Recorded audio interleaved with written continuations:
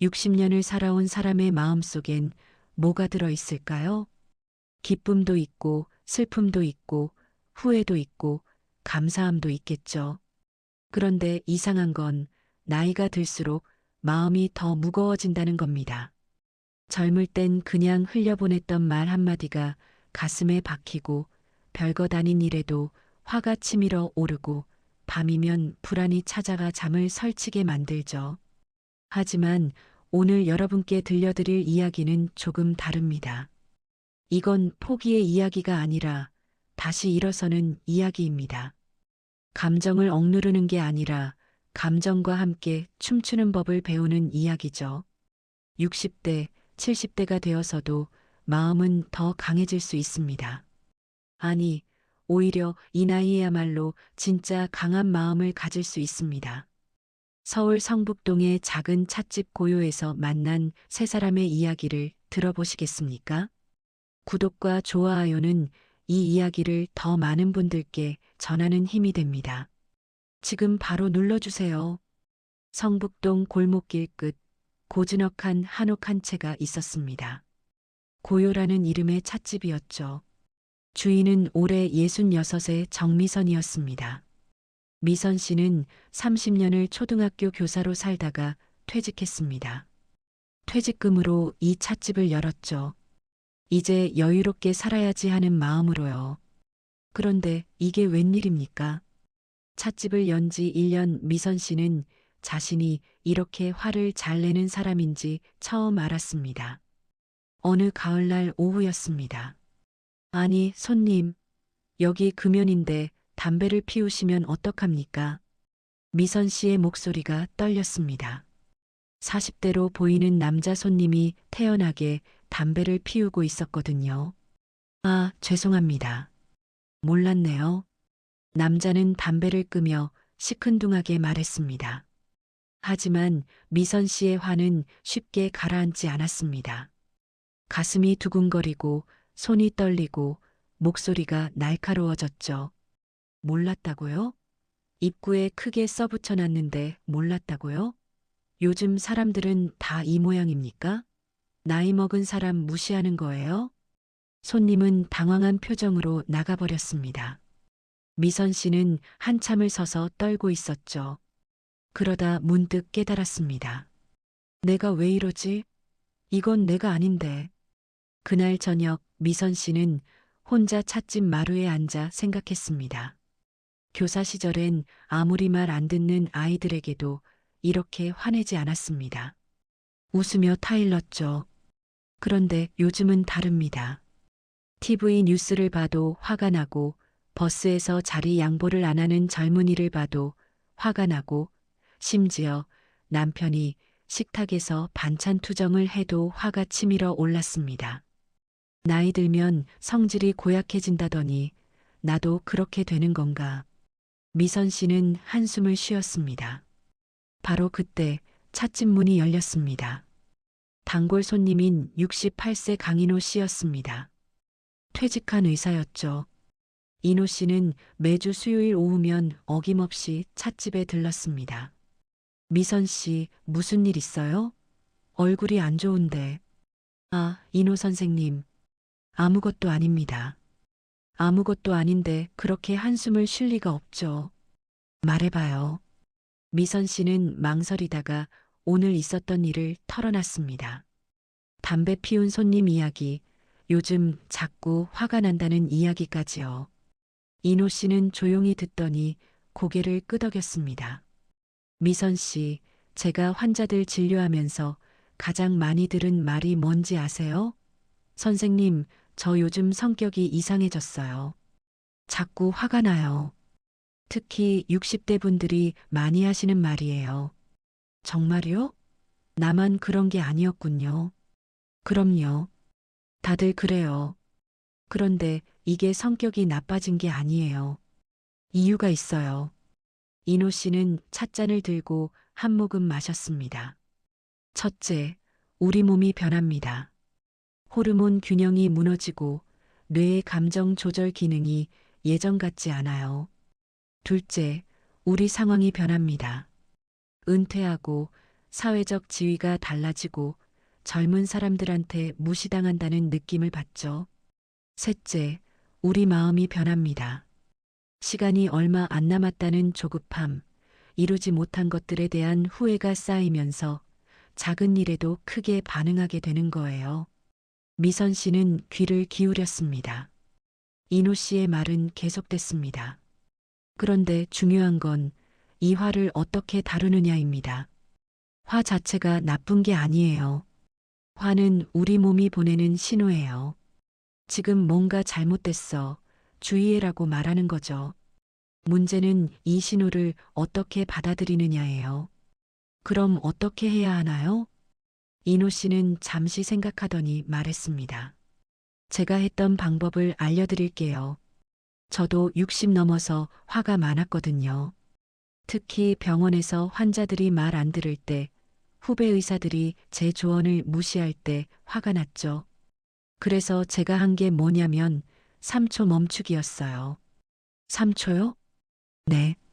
화가 날 것 같으면 딱 3초만 아무것도 안 하고 멈추는 겁니다. 숨을 깊이 들이쉬고요. 그러면 뇌가 다시 생각할 시간을 갖게 돼요. 아, 이건 화낼 일이 아니구나 하고 판단할 여유가 생기죠. 미선 씨는 고개를 끄덕였습니다. 그리고 또 하나. 화가 났을 때 제 몸 어디에서 화가 느껴지는지 관찰해 봤어요. 가슴이 답답한가? 목이 조이는가? 주먹을 쥐고 있나? 그렇게 몸의 신호를 알아차리면 이상하게도 화가 조금 가라앉더라고요. 그날 이후 미선 씨는 이노 씨가 알려준 방법을 실천했습니다. 일주일 뒤 또 무례한 손님이 왔습니다. 나이 든 사람을 무시하는 듯한 말투로 주문을 했죠. 미선 씨는 화가 치밀어 오르는 걸 느꼈습니다. 하지만 이번엔 달랐습니다. 3초, 3초만. 미선 씨는 숨을 깊이 들이쉬었습니다. 그리고 자신의 몸을 살폈습니다. 어깨가 긴장되어 있네요. 주먹을 쥐고 있네요. 가슴이 답답하네요. 아, 내가 지금 화가 났구나. 그렇게 인정하고 나니 신기하게도 화가 조금 가라앉았습니다. 미선 씨는 침착하게 말했습니다. 손님, 저희 가게는 정성껏 차를 내드리는 곳입니다. 기다려주시면 맛있게 준비해 드릴게요. 손님은 어리둥절한 표정이었지만 미선 씨는 웃고 있었습니다. 차를 내리면서 미선 씨는 생각했죠. 화를 없애는 게 아니라 화와 함께 사는 거구나. 그날 저녁 미선 씨는 찻집 노트에 이렇게 적었습니다. 60대의 화는 약점이 아니다. 내가 살아온 증거다. 다만 그 화를 어떻게 쓸 것인가가 중요하다. 나는 이제 화를 나의 적이 아닌 나를 지키는 신호로 받아들이기로 했다. 밤이 깊었습니다. 성북동 골목은 고요했고 찻집 고요의 불빛만이 따뜻하게 빛나고 있었습니다. 11월 초 찻집 고요에 새로운 단골이 생겼습니다. 62세의 박영숙 씨였죠. 영숙 씨는 남편과 사별한 지 2년째였습니다. 슬아의 아들 둘이 있었지만 둘 다 멀리 있었죠. 큰아들은 미국에서 일했고 작은 아들은 부산에 살았습니다. 영숙 씨는 서울 아파트에 혼자 살았습니다. 처음 찻집에 왔을 때 영숙 씨의 손은 떨리고 있었습니다. 미선 씨, 따뜻한 차 한 잔 주세요. 아무거나요. 몸이 너무 떨려서. 손님 괜찮으세요? 미선 씨가 걱정스럽게 물었습니다. 네. 아니, 사실 괜찮지 않아요. 요즘 자꾸 이래요. 아침에 일어나면 가슴이 두근거리고 숨이 막힐 것 같고 뭔가 나쁜 일이 일어날 것 같은 느낌이 들어요. 영숙 씨는 차를 받아들고 한참을 떨고 있었습니다. 마침 찻집에 있던 이노 씨가 다가왔습니다. 실례지만 병원엔 가보셨어요? 네, 갔어요.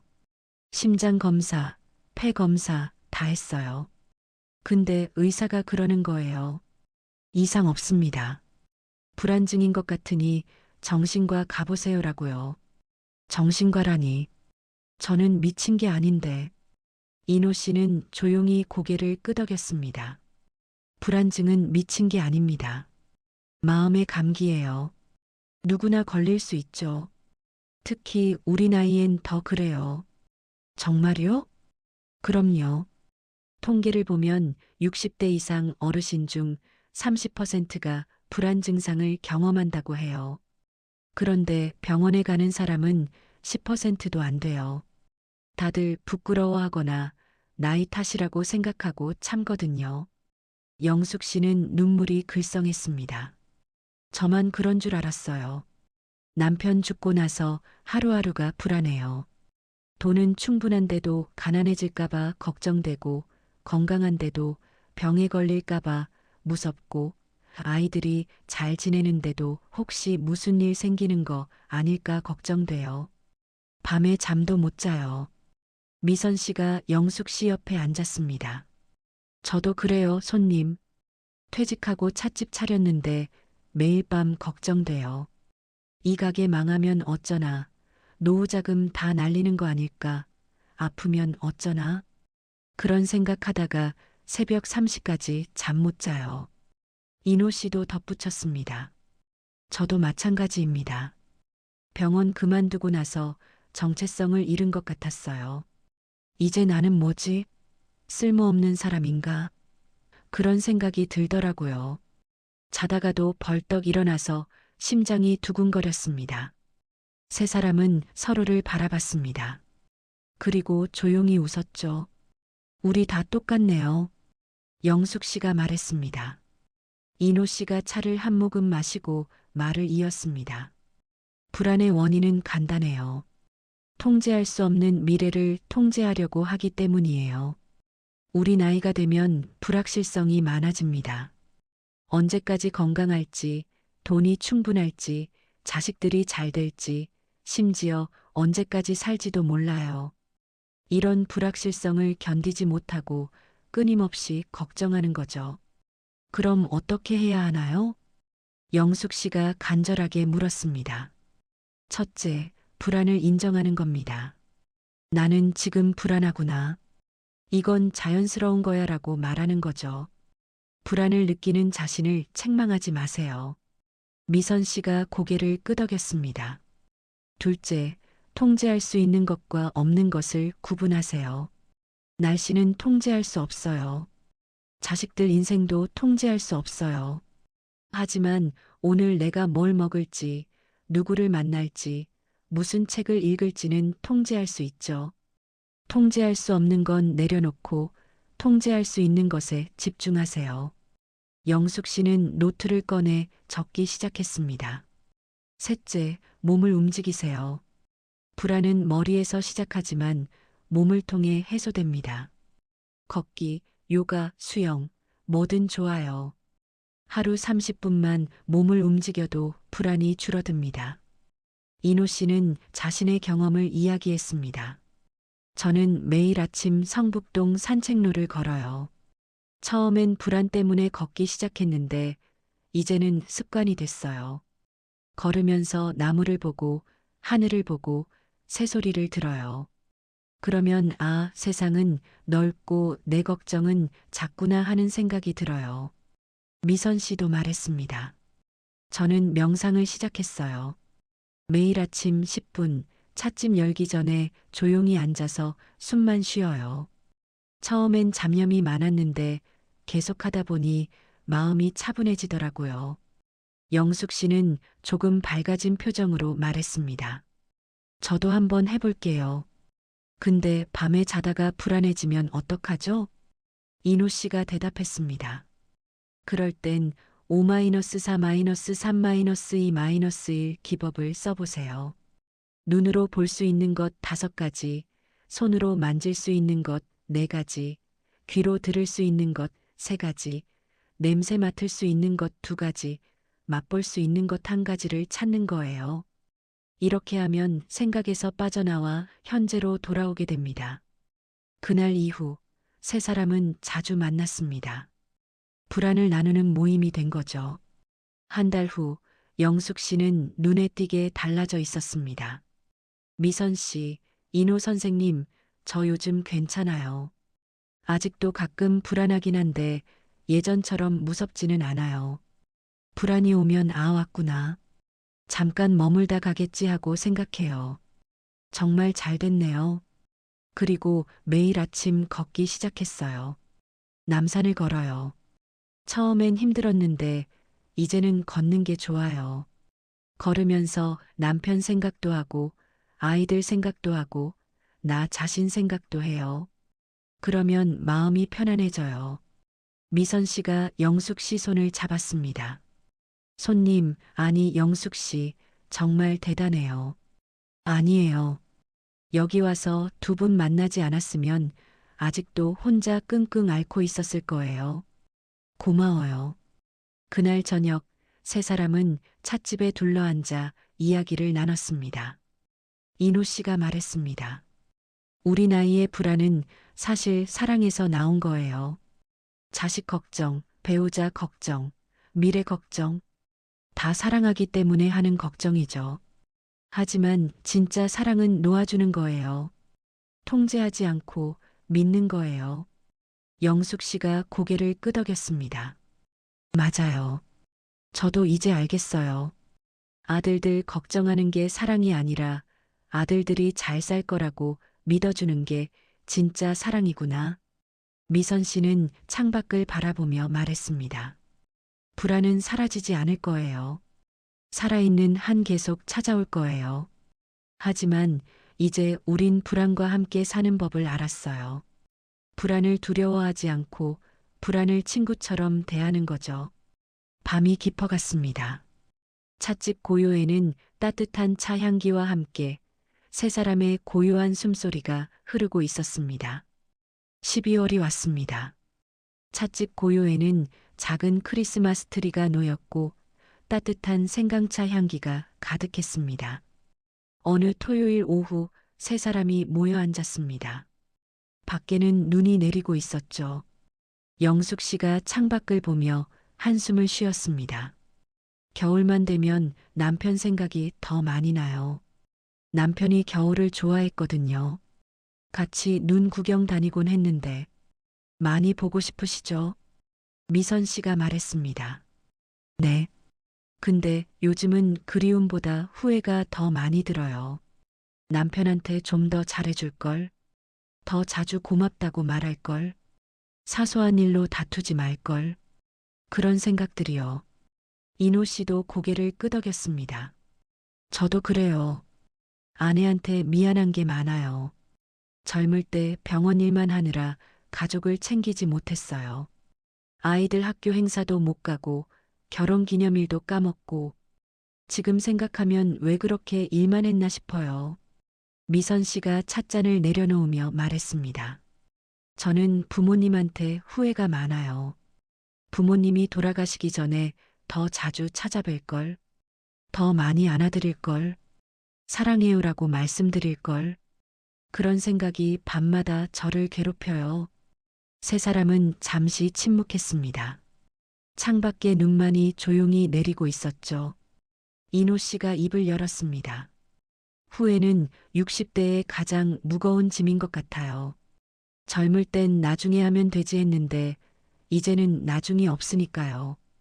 돌이킬 수 없는 시간들이 후회가 되는 거죠. 영숙 씨가 물었습니다. 근데 선생님, 이 후회는 어떻게 해야 하나요? 불안이나 화는 그래도 조절하는 방법이 있었는데 후회는 이미 지나간 일이잖아요. 되돌릴 수도 없고. 인호 씨는 잠시 생각하더니 자신의 이야기를 꺼냈습니다. 제게 아들이 하나 있어요. 지금 45인데 우리 사이가 좋지 않아요. 아들이 대학생 때 의사가 되길 원했는데 아들은 음악을 하고 싶어 했거든요. 저는 반대했죠. 음악으로 뭘 먹고 사냐면서요. 결국 아들은 제 뜻대로 의대에 갔어요. 그런데 행복하지 않았어요. 의사가 됐지만 꿈을 포기한 거죠. 그래서 관계가 틀어진 거군요. 네. 아들은 저를 원망했고 저는 내 미래를 위해서였다고 변명했어요. 그렇게 20년이 흘렀습니다. 아들은 지금도 저한테 제대로 말을 안 해요. 저는 그게 너무 후회돼요. 왜 그때 아들 말을 들어주지 않았을까? 미선 씨가 조심스럽게 물었습니다. 지금이라도 사과하시면 안 될까요? 했어요. 몇 번이나 했어요. 미안하다. 아빠가 잘못했다고요. 근데 아들은 이제 와서 뭐하러 그러세요라고 하더라고요. 이미 늦었다는 거죠. 이노 씨의 목소리가 떨렸습니다. 영숙 씨가 말했습니다. 저도 비슷해요. 남편 살아있을 때 더 잘해줄 걸 후회해요. 근데 이제 남편은 없잖아요. 사과할 기회도 보상할 기회도 없어요. 그게 더 괴로워요. 미선 씨도 한숨을 쉬었습니다. 저는 교사 시절 학생 하나를 심하게 혼낸 적이 있어요. 그 아이가 거짓말을 했거든요. 나중에 알고 보니 아이가 힘든 가정 환경 때문에 그랬던 건데 저는 그걸 모르고 아이를 모두 앞에서 창피 주었어요. 그 아이 지금 어디서 뭐 하는지도 몰라요. 사과하고 싶은데 연락처도 없어요. 세 사람은 각자의 후회를 품고 앉아 있었습니다. 잠시 후 이노 씨가 입을 열었습니다. 제가 최근에 깨달은 게 있어요. 후회를 없앨 수는 없다는 거예요. 과거는 바꿀 수 없으니까요.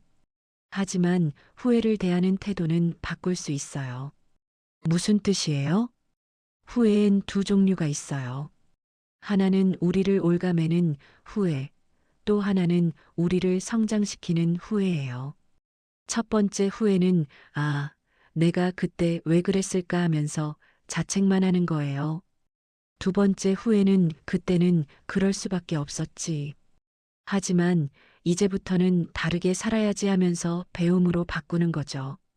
영숙 씨가 고개를 갸우뚱했습니다. 그게 쉽게 되나요? 쉽지 않아요. 저도 몇 년 걸렸어요. 하지만 방법이 있어요. 제가 했던 것 중 하나가 용서 편지예요. 이노 씨는 가방에서 낡은 노트를 꺼냈습니다. 이게 뭐냐면 제가 후회하는 사람들한테 쓴 편지예요. 실제로 보내진 않았어요. 그냥 써봤어요. 아들한테, 환자들한테, 아내한테, 그리고 저 자신한테. 자신한테요? 네. 가장 중요한 게 자신을 용서하는 거예요. 그때 나는 최선을 다했어. 그때의 나는 그것밖에 몰랐어. 완벽하지 않았지만 나는 노력했어. 이렇게 자신에게 말하는 거죠. 미선 씨가 눈을 반짝였습니다. 그럼 저도 한번 써볼게요. 그 학생한테 편지를. 좋아요. 그리고 한 가지 더 있어요. 되갚기예요. 되갚기요? 이노 씨가 설명했습니다. 과거는 바꿀 수 없어요. 하지만 현재는 바꿀 수 있어요. 제가 아들한테 잘못했다면 다른 젊은이들한테 잘해주는 거예요.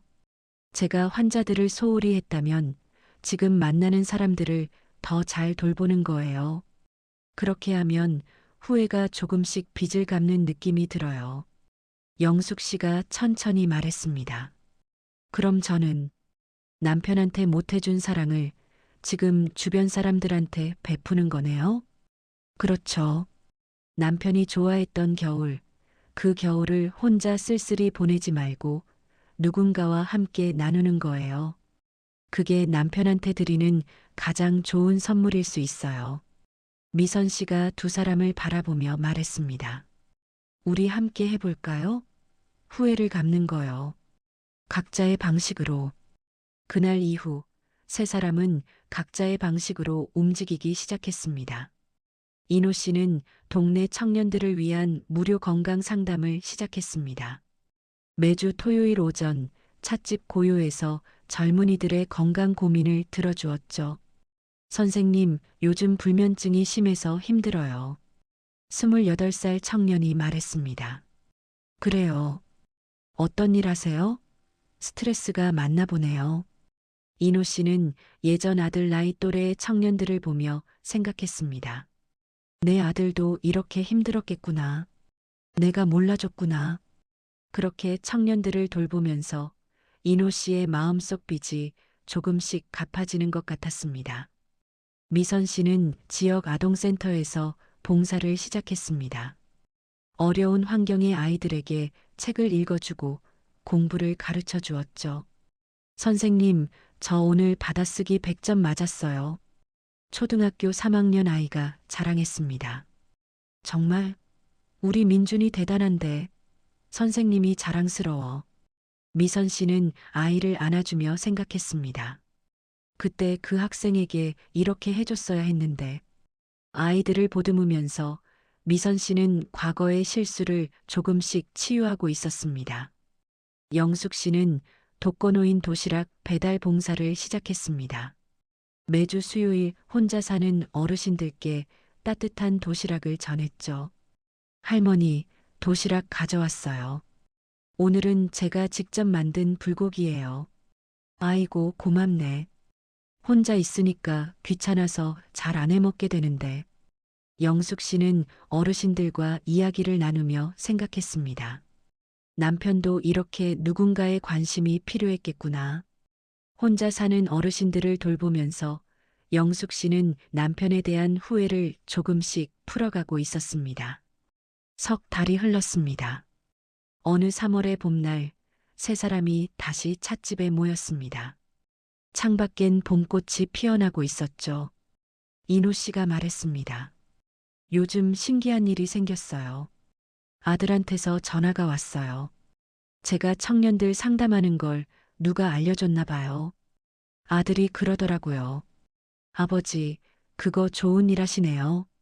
나도 돕고 싶은데 음악 치료 프로그램 같이 해볼까요? 하고요. 정말요? 잘 됐네요. 미선 씨가 기뻐했습니다. 네. 아들이 결국 자기 꿈을 포기하지 않았더라고요. 의사하면서도 틈틈이 음악을 해왔대요. 이제는 의료와 음악을 결합한 치료 프로그램을 만들고 싶다고 하네요. 함께 하자고 하더라고요. 영숙 씨도 이야기를 꺼냈습니다. 저도 신기한 게 있어요. 도시락 배달 가는 한 할머니가 그러시는 거예요. 영수가 내 남편이 참 좋은 사람과 결혼했구나. 내가 이렇게 따뜻한 사람인 걸 보니 남편이 얼마나 행복했겠니 하시더라고요. 그 말을 듣는데 눈물이 나더라고요. 남편이 저한테 고마워하고 있을 것 같았어요. 미선 씨도 미소를 지었습니다. 저는 아동센터 아이들한테서 편지를 받았어요. 선생님 덕분에 공부가 재미있어요. 커서 선생님 같은 선생님이 되고 싶어요라고요. 그 편지 읽으면서 생각했어요. 아, 내가 교사 생활 30년 동안 잘한 것도 많았구나. 한 번의 실수가 전부는 아니구나라고요. 인호 씨가 창밖을 바라보며 말했습니다. 우리가 배운 게 뭔지 알아요? 후회는 끝이 아니라 시작이라는 거예요. 후회에서 멈추면 그건 그냥 고통이에요. 하지만 후회에서 출발하면 그건 새로운 삶의 동력이 되는 거예요. 영숙 씨가 고개를 끄덕였습니다. 맞아요. 저는 남편을 잃은 후회로 무너질 수도 있었어요. 하지만 그 후회 덕분에 다른 사람들에게 더 따뜻해질 수 있었어요. 역설적이지만 후회가 저를 더 나은 사람으로 만들어준 거예요. 미선 씨가 차를 따르며 말했습니다. 60대의 후회는 짐이 아니라 선물일 수 있어요. 그 후회 덕분에 우리는 더 깊어지고, 더 따뜻해지고, 더 지혜로워질 수 있어요. 중요한 건 후회를 어떻게 쓰느냐예요. 그날 저녁 세 사람은 각자 노트에 이렇게 적었습니다. 후회는 과거를 바꿀 수 없지만 미래를 바꿀 수 있다. 내 후회가 누군가의 위로가 되고 내 실수가 누군가의 배움이 되도록 나는 오늘도 한 걸음 나아간다. 봄바람이 찻집 고요를 지나갔습니다. 후회의 무게를 내려놓은 세 사람의 얼굴엔 평화로운 미소가 떠올랐습니다. 4월이었습니다. 찻집 고요의 정원엔 개나리가 피어났고 봄 햇살이 따스했습니다. 하지만 영숙 씨의 표정은 어두웠습니다. 미선 씨, 이노 선생님, 솔직히 말씀드릴게요. 요즘 너무 외로워요. 봉사도 하시고 우리도 자주 만나는데요. 미선 씨가 물었습니다. 그래요. 낮엔 괜찮아요. 사람들도 만나고 할 일도 있고. 근데 집에 돌아가면 너무 조용해요. 아무도 없어요. 저녁 먹을 때 혼자 밥 먹는 게 제일 괴로워요. 밤에 TV 보다가 웃긴 장면 나와도 혼자 웃어요. 누구한테 말할 사람이 없어요. 영숙 씨의 목소리가 떨렸습니다. 가끔은 하루 종일 아무하고도 말 안 하고 지나갈 때가 있어요. 봉사 없는 날이면요. 안녕하세요도 감사합니다도 할 기회가 없어요. 그럴 땐 제 목소리를 까먹을 것 같아요. 이노 씨도 조용히 고개를 끄덕였습니다. 저도 이해해요. 아내가 있긴 하지만 외로워요. 아내는 아내대로 친구들 만나고 바쁘고 저는 저대로 시간을 보내고 같은 집에 살지만 각자 외로운 거예요. 미선 씨가 한숨을 쉬었습니다. 저도 그래요. 남편이 있어도 외로워요. 남편은 TV만 보고 저는 책을 읽고 서로 대화가 없어요. 오늘 뭐 했어? 라고 물으면 별일 없었어라고 대답하는 게 전부예요. 세 사람은 서로를 바라봤습니다. 영숙 씨가 물었습니다. 우리 나이 되면 다 이렇게 외로운 건가요? 이노 씨가 대답했습니다. 통계를 보면 65세 이상 어르신 중 40%가 외로움을 느낀다고 해요. 혼자 사는 사람만이 아니라 가족과 함께 사는 사람도 외로워해요. 외로움은 혼자 있는 거와는 다른 거예요. 그럼 외로움이 뭔가요? 외로움은 연결되지 못했다는 느낌이에요. 사람들이 주위에 있어도 진짜 나를 이해해주는 사람이 없다고 느끼면 외로운 거예요. 내 마음을 나눌 사람이 없다고 느끼면 외로운 거죠. 미선 씨가 말했습니다. 맞아요. 저는 남편이 있지만 외로워요. 남편한테 제 속마음을 말하면 그런 걸 가지고 뭘 그래 하고 넘겨버려요.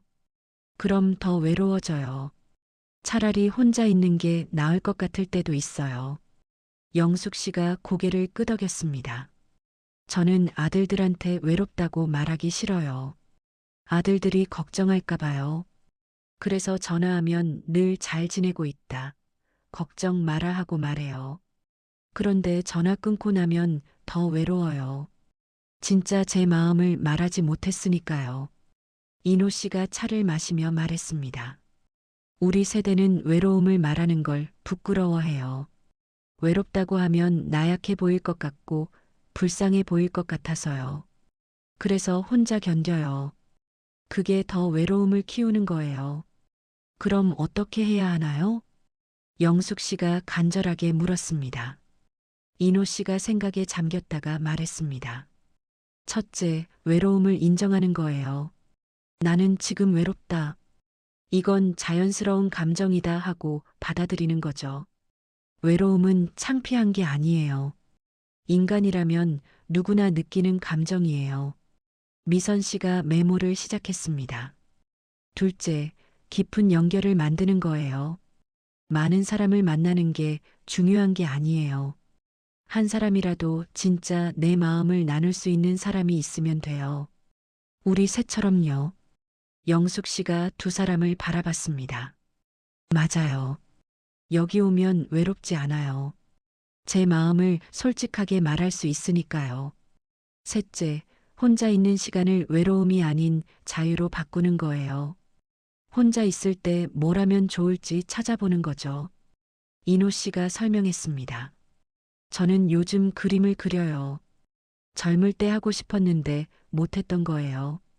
혼자 집에 있으면 그림을 그려요. 그러면 외롭지 않아요. 오히려 행복해요. 미선 씨도 말했습니다. 저는 글을 써요. 제 인생 이야기를 일기처럼 써요. 그러면 제 인생이 정리되는 것 같고 누구한테 말하는 것처럼 느껴져요. 영숙 씨가 물었습니다. 저는 뭘 하면 좋을까요? 영숙 씨가 좋아하는 게 뭐예요? 예전엔 노래 부르는 걸 좋아했어요. 남편이랑 노래방도 자주 갔었고요. 그럼 다시 시작해보세요. 혼자서도 노래 부를 수 있잖아요. 며칠 후, 영숙 씨는 집에서 노래를 불렀습니다. 처음엔 어색했어요.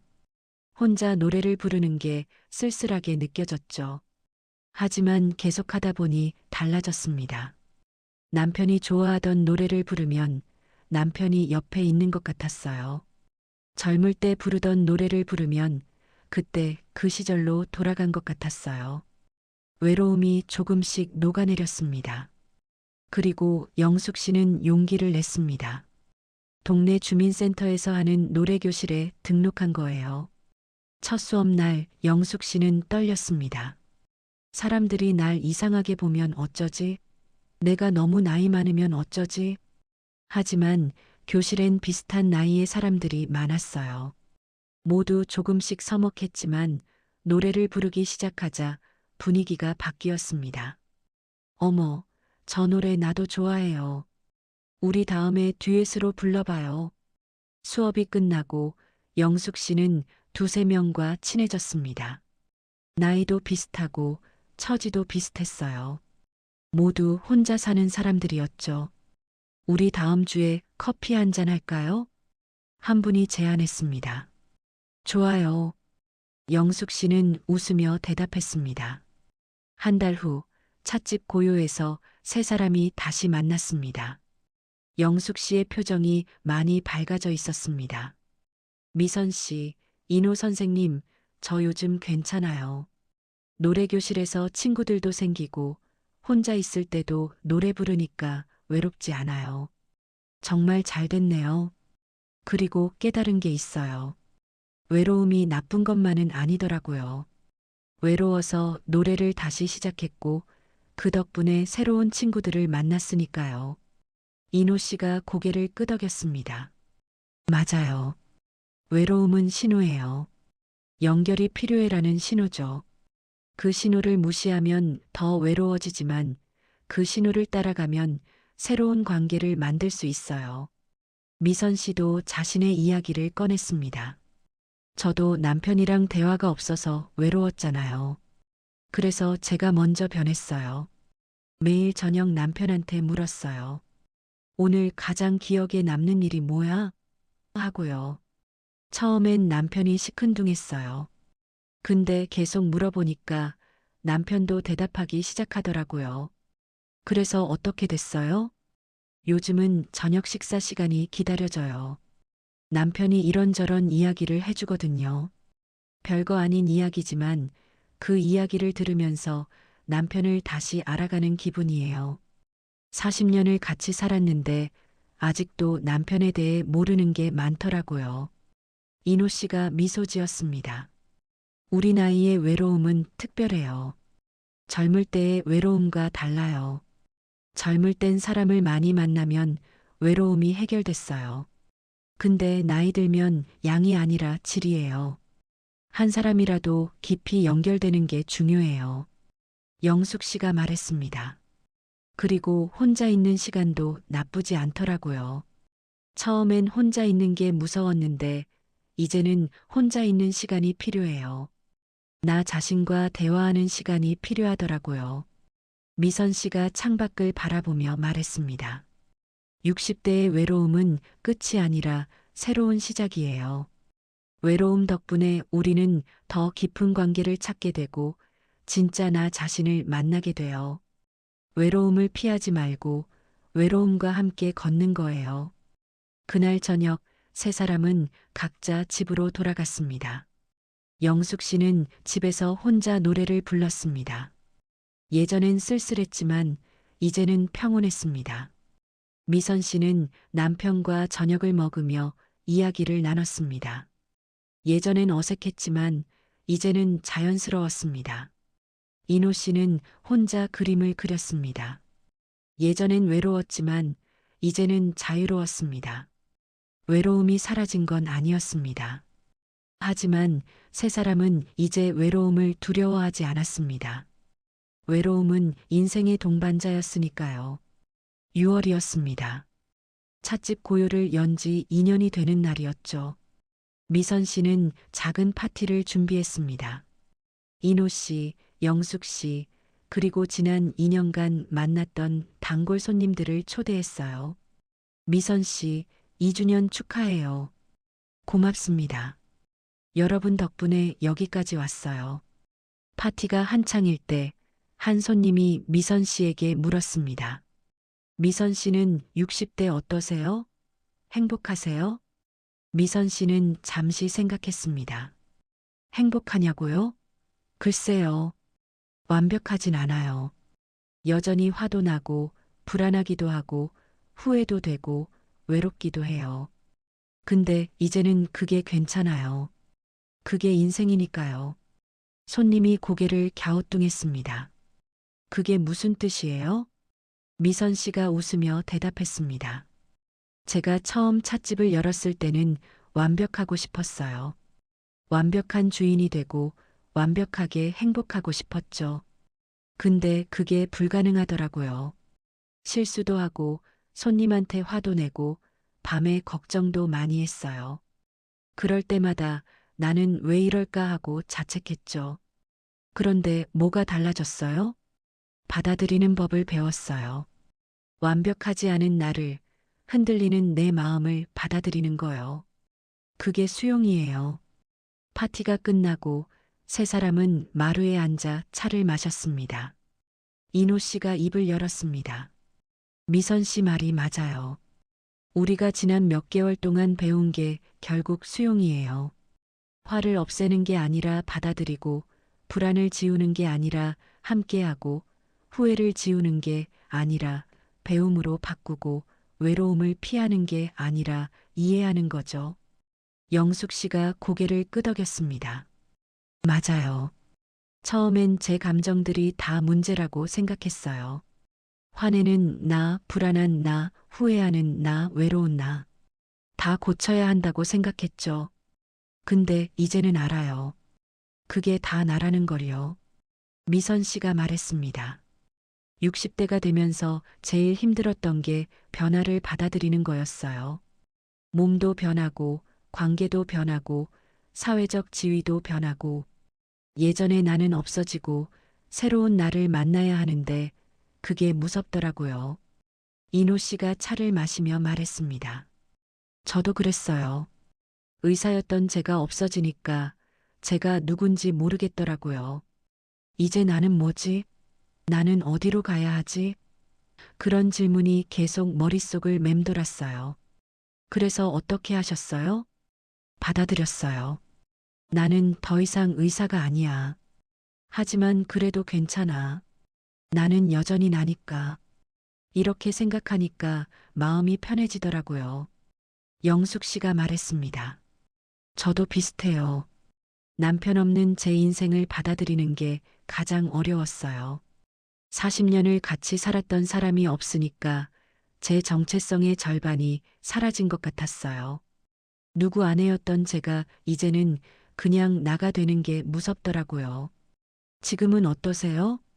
지금은 괜찮아요. 남편 없는 나도 나예요.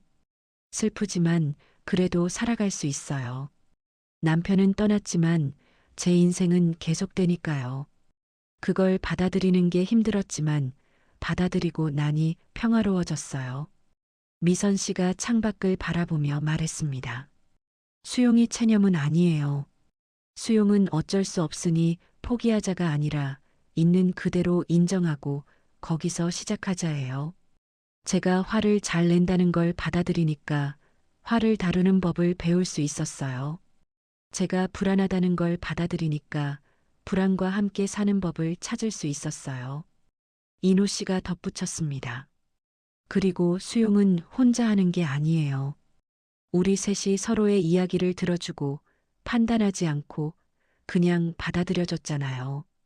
그게 큰 힘이 됐어요. 나 혼자만 이런 게 아니구나. 다들 힘들구나. 그래도 괜찮구나. 이런 걸 느꼈어요. 영숙 씨가 두 사람의 손을 잡았습니다. 여러분 덕분에 제가 여기까지 왔어요. 혼자였으면 못 견뎠을 거예요. 고마워요. 우리도요. 세 사람은 서로를 바라보며 미소 지었습니다. 잠시 후 한 손님이 찾아왔습니다. 30대 후반으로 보이는 여성이었어요. 저기 실례지만 여쭤봐도 될까요? 네, 뭐든 물어보세요. 미선 씨가 대답했습니다. 저는 아직 젊은데요. 요즘 너무 불안하고 우울해요. 선배님들은 어떻게 견디세요? 인생이 너무 힘들어요. 세 사람은 서로를 보며 웃었습니다. 미선 씨가 말했습니다. 우리도 견디고 있어요. 완벽하게 해결한 건 아니에요. 다만 견디는 법을 조금 배웠을 뿐이죠. 이노 씨가 덧붙였습니다. 인생은 원래 힘들어요. 20대도 힘들고, 30대도 힘들고, 60대도 힘들어요. 다만 힘든 방식이 다를 뿐이죠. 중요한 건 그 힘듦을 어떻게 대하느냐예요. 영숙 씨가 여성의 손을 잡았습니다. 혼자 견디지 마세요. 누군가에게 말하세요. 약하게 보이는 게 두려워도 용기 내서 말하세요. 그게 첫걸음이에요. 여성은 눈물을 닦으며 고맙다고 인사했습니다. 그날 밤 세 사람은 찻집 문을 닫고 마지막 차를 마셨습니다. 미선 씨가 말했습니다.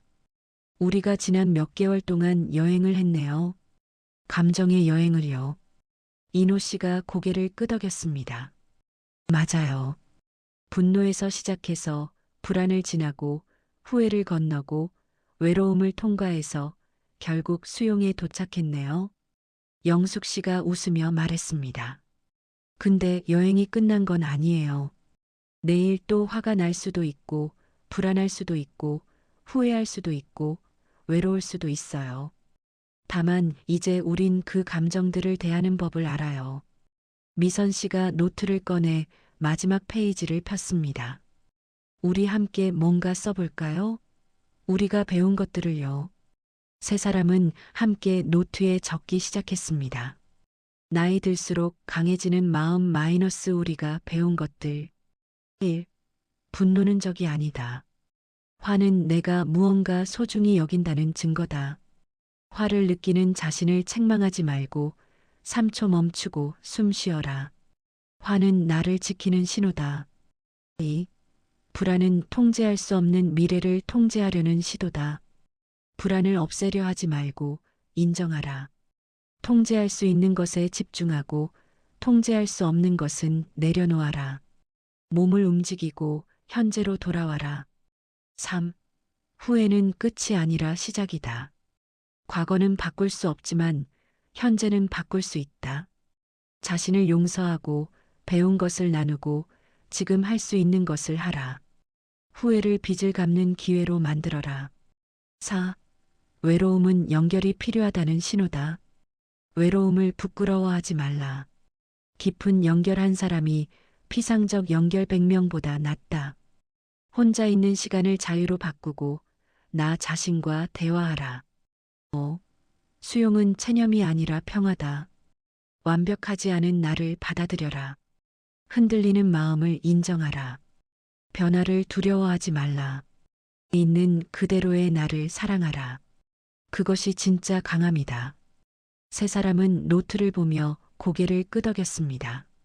이노 씨가 말했습니다. 60대는 끝이 아니에요. 새로운 시작이에요. 우리는 더 이상 젊지 않지만 더 지혜로워요. 더 이상 강하지 않지만 더 부드러워요. 더 이상 빠르지 않지만 더 깊어요. 영숙 씨가 덧붙였습니다. 그리고 우리는 혼자가 아니에요. 서로가 있어요. 이 나이에 만난 친구들이 있어요. 같이 웃고, 같이 울고, 같이 성장할 사람들이 있어요. 미선 씨가 창밖을 바라보며 말했습니다. 세상은 젊은이들 것이라고 하죠. 하지만 지혜는 우리 것이에요. 흔들림 없이 사는 건 감정이 없는 게 아니에요. 감정과 함께 춤추는 거예요. 그게 우리 나이의 힘이에요. 달이 떠올랐습니다. 성북동 골목은 고요했고 찻집 고요의 불빛은 따뜻하게 빛나고 있었습니다. 세 사람은 각자의 집으로 돌아갔습니다. 내일은 또 다른 날이 올 것이고 새로운 감정들이 찾아올 것입니다. 하지만 이제 그들은 두렵지 않았습니다. 왜냐하면 그들은 알고 있었으니까요. 나이 들수록 마음은 약해지는 게 아니라 더 강해진다는 것을, 흔들린다는 것은 약함이 아니라 살아있다는 증거라는 것을, 그리고 진짜 강함은 넘어지지 않는 게 아니라 넘어져도 다시 일어서는 거라는 것을. 1년 후 찻집 고요는 성북동에서 유명한 곳이 되었습니다. 단순한 찻집이 아니라 사람들이 마음을 나누는 공간이 되었죠. 미선 씨는 매주 목요일 마음 나눔 모임을 열었습니다. 나이와 상관없이 누구나 와서 자신의 이야기를 할 수 있는 시간이었어요.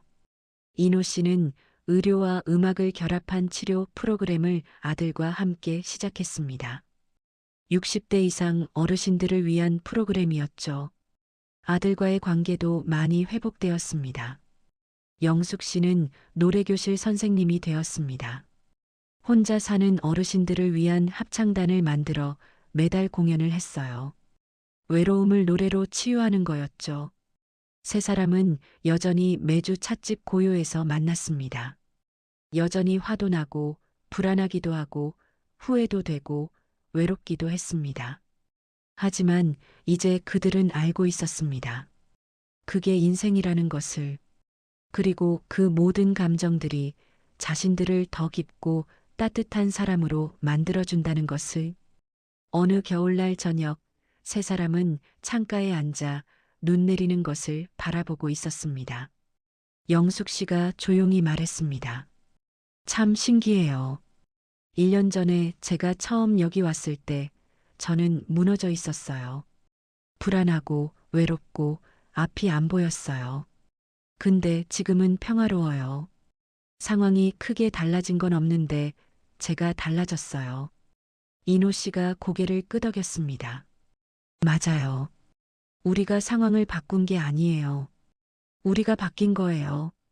같은 감정을 느껴도 그 감정을 대하는 태도가 달라진 거죠. 미선 씨가 웃으며 말했습니다. 그게 60대의 선물인 것 같아요. 젊을 땐 세상을 바꾸려고 했어요. 근데 이제는 알아요. 세상은 내 뜻대로 안 돼요. 하지만 내 마음은 내가 선택할 수 있어요. 그게 진짜 자유예요. 눈이 계속 내렸습니다. 세 사람은 따뜻한 차를 마시며 조용히 앉아 있었습니다. 말이 없어도 괜찮았습니다. 그들은 서로의 존재만으로도 충분했으니까요. 그리고 알고 있었으니까요. 나이 들수록 강해지는 마음이란 강철처럼 단단한 마음이 아니라 대나무처럼 휘어지는 마음이라는 것을. 바람이 불면 흔들리지만 부러지지 않는 마음. 넘어져도 다시 일어서는 마음. 상처받아도 다시 사랑할 수 있는 마음. 그게 진짜 강한 마음이라는 것을. 찻집 고요의 불빛이 눈 내리는 밤을 밝히고 있었습니다. 그 안에서 세 사람은 조용히 웃고 있었습니다. 흔들림 없이 사는 것이 아니라 흔들리면서도 함께 서 있는 것. 그것이 60대의 지혜였습니다. 그것이 나이 들수록 강해지는 마음이었습니다. 감사합니다. 이 이야기가 여러분의 마음에 작은 위로가 되었기를 바랍니다.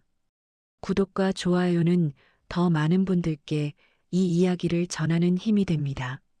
여러분의 60대가, 70대가, 그리고 그 이후의 모든 날들이 평화롭기를 기도합니다.